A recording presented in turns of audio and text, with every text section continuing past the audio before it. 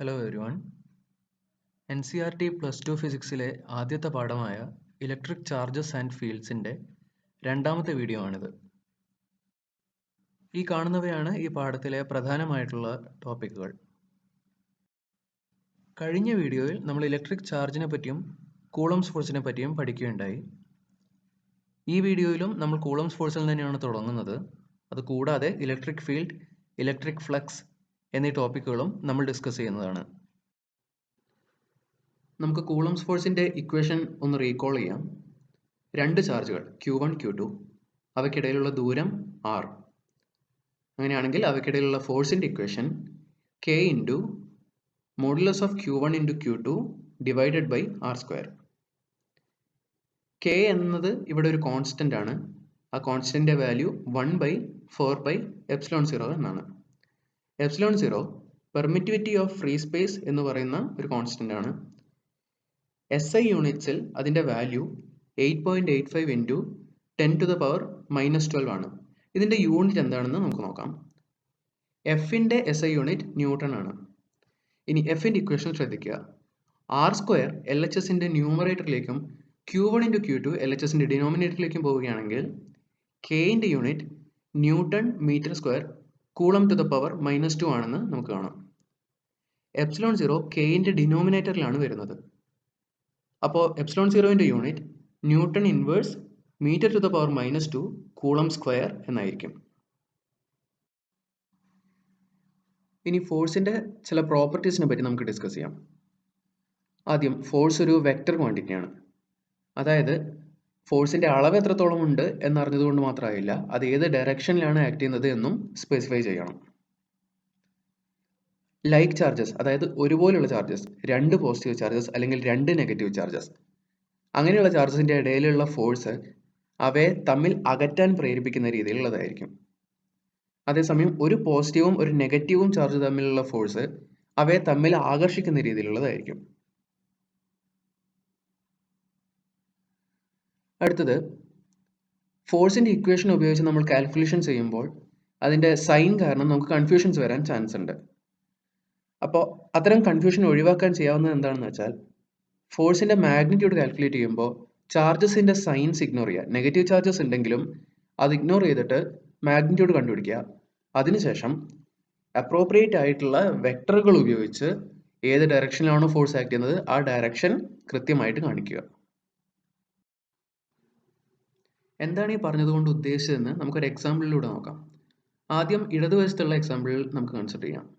ഇവിടെ രണ്ട് ചാർജസ് ഉണ്ട്. ഇടതുവശത്തുള്ള ചാർജിനെ ചാർജ് 1 എന്നും വലതുവശത്തുള്ള ചാർജിനെ ചാർജ് 2 എന്നും നമുക്ക് വിളിക്കാം. ചാർജ് 1ൻ്റെ വാല്യൂ +ഉം ചാർജ് 2ൻ്റെ വാല്യൂ -ഉം ആണ്. അപ്പോൾ ഇവ തമ്മിൽ ഒരു അട്രാക്റ്റീവ് ഫോഴ്സ് ഉണ്ടാവും. ഈ ഫോഴ്സിൻ്റെ മാഗ്നിറ്റ്യൂഡ് K ഇൻറ്റു E²/R² എന്നാണ്. F12 എന്നതുകൊണ്ട് നമ്മളിവിടെ ഉദ്ദേശിക്കുന്നത് ചാർജ് 2 കാരണം ചാർജ് 1ൽ ഉണ്ടാവുന്ന ഫോഴ്സ് എന്നാണ്. F12 എന്ന ഫോഴ്സിൻ്റെ ഡയറക്ഷൻ ഇവിടെ കാണിച്ചിട്ടുണ്ട്.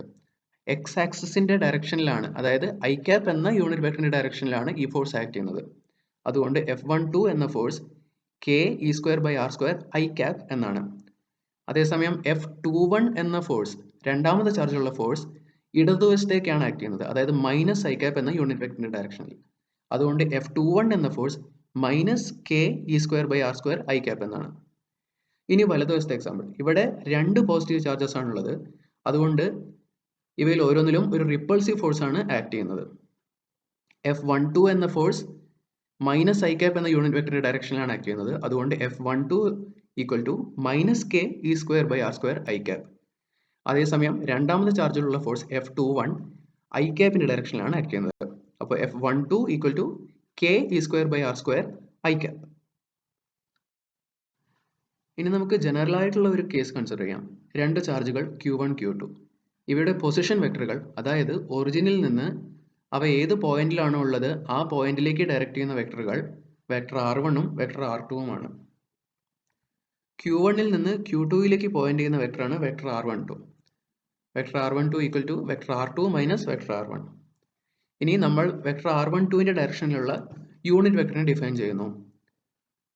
Vector R12 divided by the length of the vector R12 ആണ് R12ൻ്റെ ഡയറക്ഷനിലുള്ള യൂണിറ്റ് വെക്ടർ. ഈ രണ്ട് ചാർജസ് തമ്മിലുള്ള ഫോഴ്സിന്റെ magnitude 1/4πε0 into modulus of Q1 Q2 by R12 square ആയിരിക്കും. R12 എന്നത് Q1ൻ്റെയും Q2ൻ്റെയും ഇടയിലുള്ള ലെങ്ത് ആണ്. Q1ഉം Q2ഉം പോസിറ്റീവ് ചാർജസ് ആണെങ്കിൽ ഇവ തമ്മിൽ റിപ്പൾസീവ് ഫോഴ്സ് ആണ് ഉണ്ടാവുക. അങ്ങനെയാണെങ്കിൽ F21 അതായത് Q2 എന്ന ചാർജിലുള്ള ഫോഴ്സ് R12 എന്ന വെക്ടറിന്റെ ഡയറക്ഷനിലായിരിക്കും. അപ്പോൾ വെക്ടർ ഇക്വേഷൻ ആയിട്ട് എഴുതുകയാണെങ്കിൽ force F21 equal to F into unit vector R12 എന്നായിരിക്കും ഉണ്ടാവുക. ഇനി ഇവയിൽ ഒന്ന് പോസിറ്റീവും ഒന്ന് നെഗറ്റീവും ചാർജ് ആണെങ്കിൽ ഇവ തമ്മിലുള്ള ഫോഴ്സ് അട്രാക്റ്റീവ് ആയിരിക്കും. അങ്ങനെയാണെങ്കിൽ Q2വിലുള്ള ഫോഴ്സ് R12 എന്ന വെക്ടറിന്റെ ഓപ്പോസിറ്റ് ഡയറക്ഷനിലായിരിക്കും ആക്ട് ചെയ്യുക. സോ ഈ കേസിൽ F21 equal to minus F unit vector R12 ആയിരിക്കും. അടുത്ത പ്രോപ്പർട്ടിയാണ് principle of super position.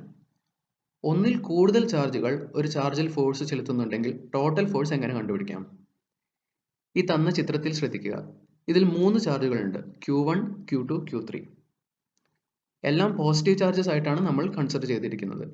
Q2 കാരണം Q1ൽ വലതുവശത്തേക്ക് പോയിന്റ് ചെയ്തിരിക്കുന്ന രീതിയിൽ F12 എന്ന ഫോഴ്സ് ആക്ട് ചെയ്യുന്നുണ്ട്. അതുപോലെ Q3 കാരണം Q1ൽ മുകളിലേക്ക് പോയിന്റ് ചെയ്തിരിക്കുന്ന രീതിയിൽ F13 എന്ന ഫോഴ്സും ആക്ട് ചെയ്യുന്നുണ്ട്.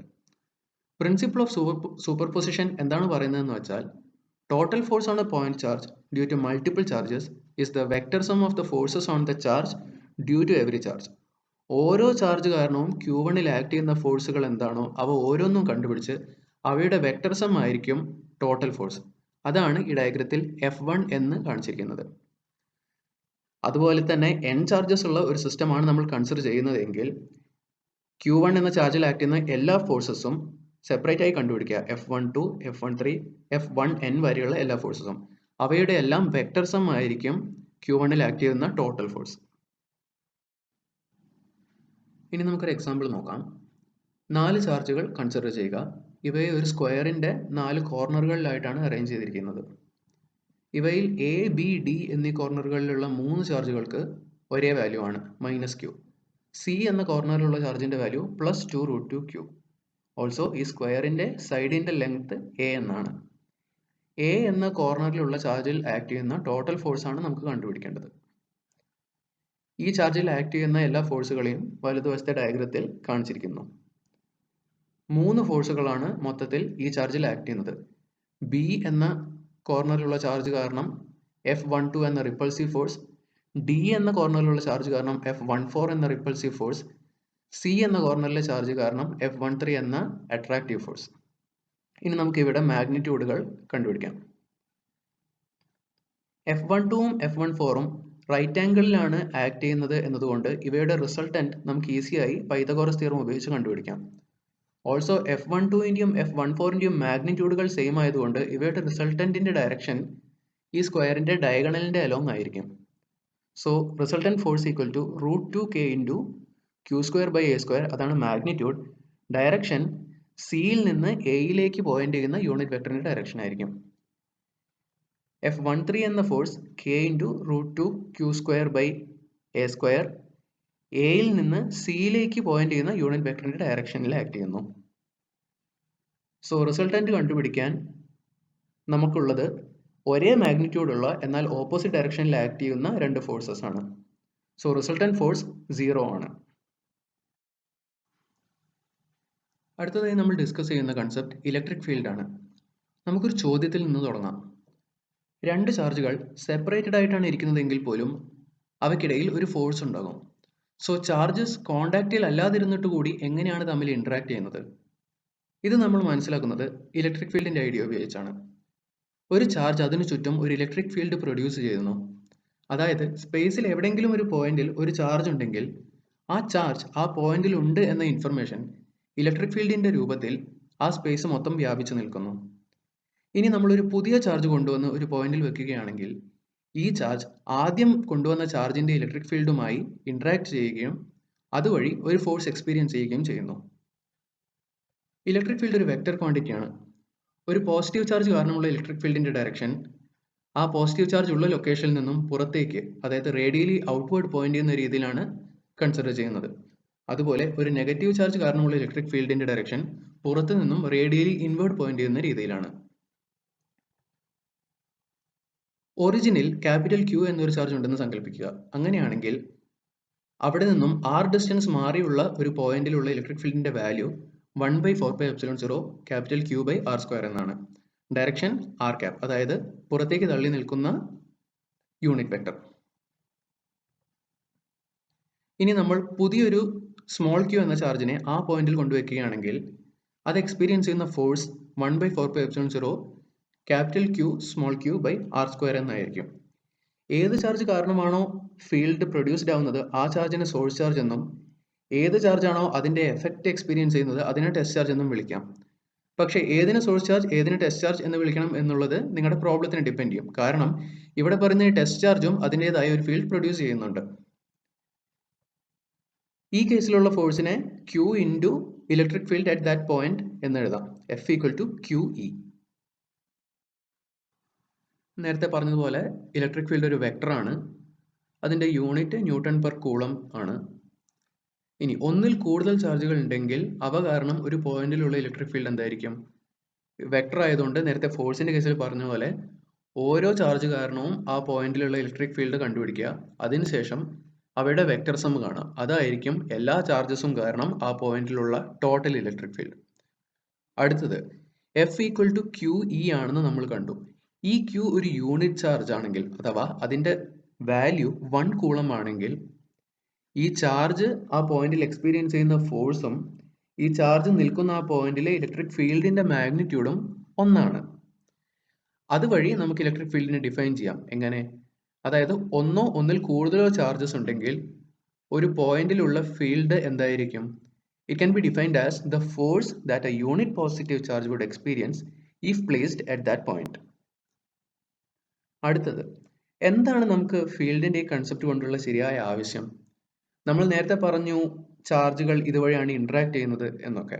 അവസാനം നമുക്കൊരു ഇക്വേഷനും കിട്ടി, F = QE. പക്ഷെ നേരത്തെ നമ്മൾ കണ്ടു അത് നമുക്ക് നേരത്തെ അറിയുന്ന കൂളം ഫോഴ്സിന്റെ അതേ ഇക്വേഷൻ തന്നെയായിരുന്നു. അപ്പോൾ നമുക്ക് തോന്നാം എന്ത് പുതിയ ഇൻഫർമേഷൻ ആണ് നമുക്ക് കിട്ടിയിട്ടുള്ളത്. പക്ഷേ ഇലക്ട്രിക് ഫീൽഡിന്റെ യഥാർത്ഥ ഇമ്പോർട്ടൻസ് വരുന്നത് മൂവിങ് ചാർജസ് ഉള്ള കേസസിലാണ്. കുറെ ചാർജസ് സ്പേസിൽ പല പല പോയിന്റുകളിലായി നിൽക്കുന്നുണ്ട് എന്ന് ഇമാജിൻ ചെയ്യുക. ഇവയിൽ ഒരു ചാർജ് നീങ്ങുകയാണെങ്കിൽ ചാർജുകളെല്ലാം തമ്മിൽ ഇന്ററാക്ട് ചെയ്തുകൊണ്ടിരിക്കുകയാണ്. അപ്പോൾ ഒരു ചാർജ് നീങ്ങുകയാണെങ്കിൽ അത് കാരണം ഇലക്ട്രിക് ഫീൽഡുകൾ മാറും. ചാർജുകൾ മൂവ് ചെയ്യാം, അവയുടെ പൊസിഷൻസ് മാറാം. പക്ഷേ ഇത് ഒരു ഇൻസ്റ്റന്റ് കൊണ്ട് സംഭവിക്കുന്നതല്ല. ഇലക്ട്രിക് ഫീൽഡ് വേവുകളാണ്. വേവ്സ് ആയിട്ടാണ് അവ സ്പേസിൽ ട്രാവൽ ചെയ്യുന്നത് അഥവാ പ്രൊപ്പഗേറ്റ് ചെയ്യുന്നത്. അതും പ്രകാശത്തിന്റെ വേഗത്തിൽ c അഥവാ 3 × 10⁸ മീറ്റർ/സെക്കൻഡ്. അപ്പോൾ ഒരു നിശ്ചിത വേഗത്തിലാണ് ഇത് മൂവ് ചെയ്യുന്നത്. ഒരു ചാർജ് നീങ്ങിയാൽ മറ്റൊരു ലൊക്കേഷനിലുള്ള ചാർജ് ഈ ചാർജ് മൂവ് ചെയ്തത് കാരണം ഇലക്ട്രിക് ഫീൽഡിൽ മാറ്റം വന്നിട്ടുണ്ട് എന്ന് മനസ്സിലാക്കാൻ ഒരു ടൈം ഡിലേ ഉണ്ടാകും. അതുകൊണ്ട് ഇലക്ട്രിക് ഫീൽഡിന്റെ കൺസെപ്റ്റ് ഇമ്പോർട്ടൻ്റ് ആണ്. ഇനി വരുന്ന പാഠഭാഗങ്ങളിലും നമ്മൾ പലയിടങ്ങളിലും ഇലക്ട്രിക് ഫീൽഡിനെ പറ്റി കാണും, കൂടുതൽ പഠിക്കും. അടുത്ത നമ്മുടെ ടോപ്പിക് ഇലക്ട്രിക് ഫീൽഡ് ലൈൻസ് ആണ്. മൈക്കൽ ഫാരഡേ ആണ് ഈ കൺസെപ്റ്റ് ആദ്യമായി ഇൻട്രൊഡ്യൂസ് ചെയ്തത്. ഇത് നമ്മൾ ഉപയോഗിക്കുന്നത് എന്തിനാണെന്ന് വെച്ചാൽ കുറേ ചാർജസ് കാരണം ഇലക്ട്രിക് ഫീൽഡിന്റെ ഡയറക്ഷൻ എങ്ങനെയൊക്കെയാണ് മാറി വരുന്നത് എന്ന് ഈ ലൈൻസുകൾ ഉപയോഗിച്ച് നമുക്ക് ഡിനോട്ട് ചെയ്യാൻ പറ്റും. ഈ തന്നിരിക്കുന്ന ചിത്രത്തിലേക്ക് നോക്കുക. ഇതിൽ ഒരു പോസിറ്റീവ് ചാർജ് ആണ് ഉള്ളത്. ഈ ചാർജ് കാരണം പല പല പോയിന്റുകളിലുള്ള ഇലക്ട്രിക് ഫീൽഡിനെയാണ് വെക്ടറുകൾ ഉപയോഗിച്ച് ഈ ചിത്രത്തിൽ കാണിച്ചിരിക്കുന്നത്. ദൂരേക്ക് പോകുന്തോറും ഇലക്ട്രിക് ഫീൽഡിന്റെ വാല്യൂ 1/r² എന്ന രീതിയിൽ കുറഞ്ഞു വരും. അതുകൊണ്ടാണ് ചാർജിൽ നിന്ന് ദൂരെയുള്ള ഒരു വെക്ടറിന്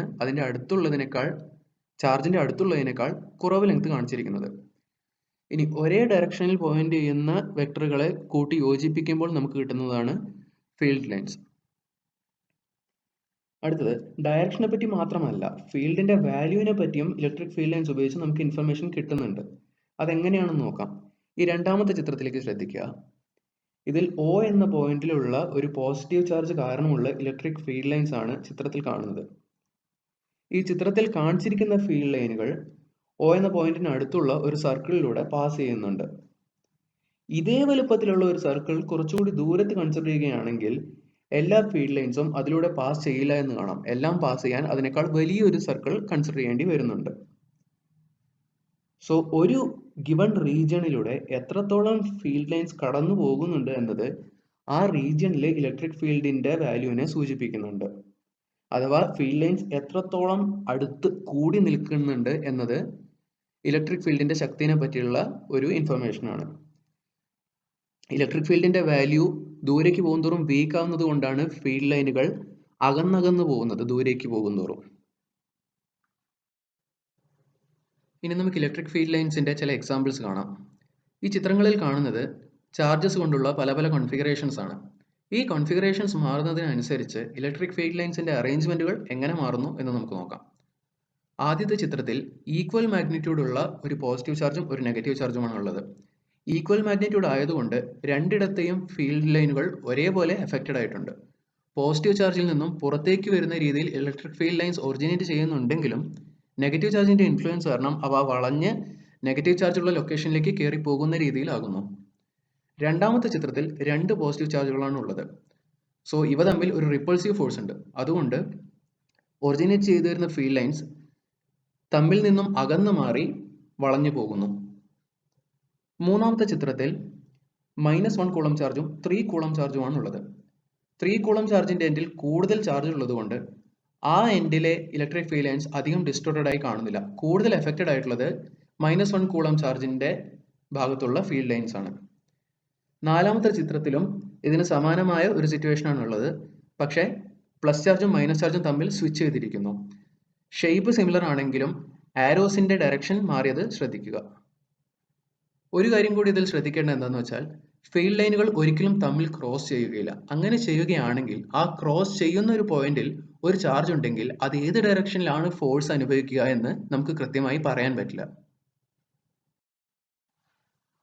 ഒരു ഗിവൺ സർഫേസിന് നോർമൽ ആയിട്ട് പാസ് ചെയ്യുന്ന ഇലക്ട്രിക് ഫീൽഡിന്റെ എമൗണ്ടിനെയാണ് നമ്മൾ ഇലക്ട്രിക് ഫ്ലക്സ് എന്ന് വിളിക്കുന്നത്. നേരത്തെ ഇലക്ട്രിക് ഫീൽഡ് ലൈൻസ് എക്സ്പ്ലെയിൻ ചെയ്തപ്പോഴും നമ്മൾ മെൻഷൻ ചെയ്തു ഒരു ഗിവൺ സർഫേസിലൂടെ എത്രത്തോളം ഫീൽഡ് ലൈൻസ് പാസ് ചെയ്യുന്നുണ്ട് എന്നത് ആ റീജിയനിലെ ഇലക്ട്രിക് ഫീൽഡിന്റെ ശക്തിയെ സൂചിപ്പിക്കുന്ന ഒരു ക്വാണ്ടിറ്റി ആണെന്നത്. ഡെഫിനിഷനിൽ നിന്ന് തന്നെ നമുക്ക് മനസ്സിലാക്കാം ഇലക്ട്രിക് ഫ്ലക്സ് എന്ന ക്വാണ്ടിറ്റി നമ്മൾ കൺസിഡർ ചെയ്യുന്ന സർഫേസിലൂടെ പാസ് ചെയ്യുന്ന ഇലക്ട്രിക് ഫീൽഡിന്റെ സ്ട്രെങ്ത്തിന് പ്രൊപ്പോർഷണൽ ആയിരിക്കണം. അതുപോലെ തന്നെ നമ്മൾ കൺസിഡർ ചെയ്യുന്ന സർഫേസിന്റെ ഏരിയയ്ക്കും പ്രൊപ്പോർഷണൽ ആയിരിക്കണം. നമുക്ക് ഇലക്ട്രിക് ഫ്ലക്സിന് ഒരു ഇക്വേഷൻ കണ്ടുപിടിക്കണം. അതിനു മുന്നേ ഏരിയ വെക്ടറിന്റെ കൺസെപ്റ്റ് നമുക്ക് ഡിസ്കസ് ചെയ്യേണ്ടതുണ്ട്. എന്താണ് ഏരിയ വെക്ടർ? സാധാരണ രീതിയിൽ നമ്മൾ ഏരിയ എന്നതുകൊണ്ട് ഉദ്ദേശിക്കുന്നത് ഒരു സ്കെയിലർ ക്വാണ്ടിറ്റി ആണ്. ഏരിയയ്ക്ക് ഒരു ഡയറക്ഷൻ ഉണ്ടോ? എന്താണ് അതിന്റെ കൺസെപ്റ്റ് എന്ന് നമുക്ക് നോക്കാം. ഒരു പാരലോഗ്രാം കൺസിഡർ ചെയ്യുക. ഇതിന്റെ അഡ്ജസൻറ്റ് സൈഡ്സ് വെക്ടർ എയും വെക്ടർ ബിയും ആണ്. തമ്മിലുള്ള ആംഗിൾ തീറ്റ. അങ്ങനെയാണെങ്കിൽ എ ക്രോസ് ബി എന്ന വെക്ടർ ഈ സ്ക്രീനിൽ നിന്നും നമ്മുടെ നേരെ പോയിന്റ് ചെയ്യുന്ന രീതിയിലുള്ള ഡയറക്ഷനിലായിരിക്കും. അതിന്റെ ലെങ്ത് എന്ന് പറയുന്നത് ഈ പാരലോഗ്രാമിന്റെ ഏരിയയും ആയിരിക്കും. എ ക്രോസ് ബി എന്ന വെക്ടറിന്റെ magnitude modulus of vector A times modulus of vector B times sine theta എന്നാണ്. എൻ ക്യാപ്പ് എന്നതുകൊണ്ട് ഉദ്ദേശിക്കുന്നത് സ്ക്രീനിൽ നിന്ന് നമ്മുടെ നേരെ പോയിന്റ് ചെയ്യുന്ന ഡയറക്ഷനിലുള്ള യൂണിറ്റ് വെക്ടർ എന്നാണ്. ഇനി ബി ക്രോസ് എ എന്ന വെക്ടറാണ് കൺസിഡർ ചെയ്യുന്നത് എങ്കിലും കിട്ടുന്ന വെക്ടറിന്റെ ലെങ്ത് പാരലോഗ്രാമിന്റെ ഏരിയ തന്നെയായിരിക്കും. പക്ഷേ അതിന്റെ ഡയറക്ഷൻ എൻ ക്യാപ്പിൽ നിന്ന് ഓപ്പോസിറ്റ് ആയിരിക്കും. അതായത് സ്ക്രീനിന്റെ ഉള്ളിലേക്ക് ചൂണ്ടുന്ന രീതിയിലുള്ളതായിരിക്കും. ഈ കൺസെപ്റ്റ് ഒരു കർവ്ഡ് സർഫേസിൽ അപ്ലൈ ചെയ്യുമ്പോൾ രണ്ട് കാര്യങ്ങൾ ശ്രദ്ധിക്കേണ്ടതുണ്ട്. ചിത്രത്തിൽ കാണുന്ന പോലെ ഒരു കർവ്ഡ് സർഫേസിൽ ഏരിയ വെക്ടറിന്റെ ഡയറക്ഷൻ എപ്പോഴും മാറിക്കൊണ്ടിരിക്കും. സർഫേസിൽ നിന്ന് നോർമൽ ആയിട്ടുള്ള അല്ലെങ്കിൽ പെർപെൻഡിക്കുലർ ആയിട്ടുള്ള രീതിയിലാണ് ഏരിയ വെക്ടറിന്റെ ഡയറക്ഷൻ ഡിഫൈൻഡ് ആയിട്ടുള്ളത്. അതുകൊണ്ട് തന്നെ കോൺസ്റ്റന്റ് ആയ ഏരിയ വെക്ടറിന്റെ ഡയറക്ഷനുള്ള ഒരു സർഫേസ് എന്ന് നമുക്ക് പറയണമെങ്കിൽ വളരെ ചെറിയൊരു ഏരിയ മാത്രമേ നമുക്ക് അറ്റ് എ ടൈം കൺസിഡർ ചെയ്യാൻ പറ്റുള്ളൂ ഒരു കർവ്ഡ് സർഫേസിൽ. അതുപോലെ ഒരു കർവ്ഡ് സർഫേസിൽ ഏരിയ വെക്ടറിന്റെ ഡയറക്ഷൻ നമ്മൾ ഡിഫൈൻ ചെയ്തിരിക്കുന്നത് റേഡിയലി ഔട്ട്വേർഡ് പോയിന്റ് ചെയ്തിരിക്കുന്ന രീതിയിൽ എന്നാണ്. സിമ്പിൾ ആയ ഒരു എക്സാമ്പിളിൽ നമുക്ക് ഇലക്ട്രിക് ഫ്ലക്സ് കാൽക്കുലേറ്റ് ചെയ്യാൻ ഒന്ന് ശ്രമിച്ചു നോക്കാം. ഡെൽറ്റ എസ് ഏരിയ വെക്ടറുള്ള ഒരു സർഫേസിലൂടെ ഇ എന്ന ഇലക്ട്രിക് ഫീൽഡ് വെക്ടർ പാസ് ചെയ്തു പോകുന്നു. അത് ഏരിയ വെക്ടറുമായിട്ട് ആക്കുന്ന ആംഗിൾ തീറ്റ.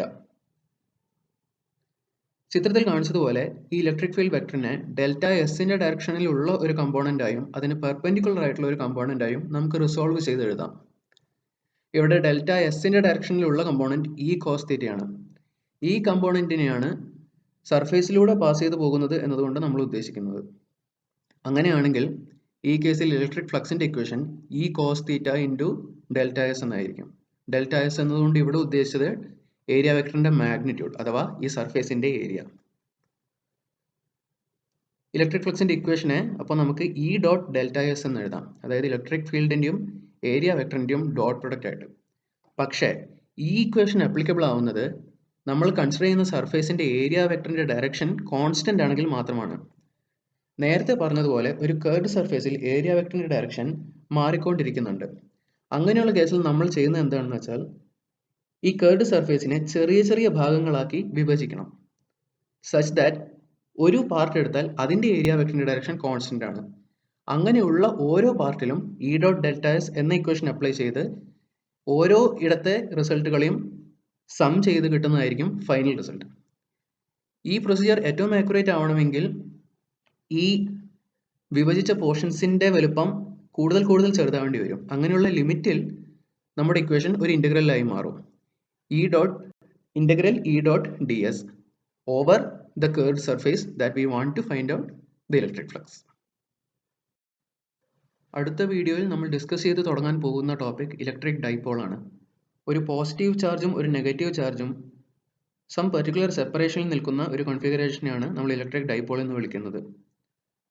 അടുത്ത വീഡിയോയിൽ നമ്മൾ ഒരു ഡൈപോൾ കാരണം ഒരു പോയിന്റിൽ ഉണ്ടാകുന്ന ഫീൽഡിനെ പറ്റിയും ഒരു ഡൈപോൾ മറ്റൊരു ഫീൽഡുമായി എങ്ങനെ ഇന്ററാക്ട് ചെയ്യുന്നു എന്നതിനെ പറ്റിയും ഡിസ്കസ് ചെയ്യും. ഈ വീഡിയോ ഹെൽപ്ഫുൾ ആയി തോന്നിയെങ്കിൽ തീർച്ചയായും ഈ വീഡിയോ ലൈക്ക് ചെയ്യുക, ഫ്രണ്ട്സുമായി ഷെയർ ചെയ്യുക. ഫിസിക്സിലും മറ്റ് സബ്ജക്ട്സിലുമായിട്ടുള്ള കൂടുതൽ വീഡിയോസ് കാണാൻ താല്പര്യമുണ്ടെങ്കിൽ ചാനൽ സബ്സ്ക്രൈബ് ചെയ്യുക. നിങ്ങൾക്ക് ഡൗട്ട്സ് ഉണ്ടെങ്കിൽ അത് കമൻസിൽ ചോദിക്കാവുന്നതാണ്. Thank U.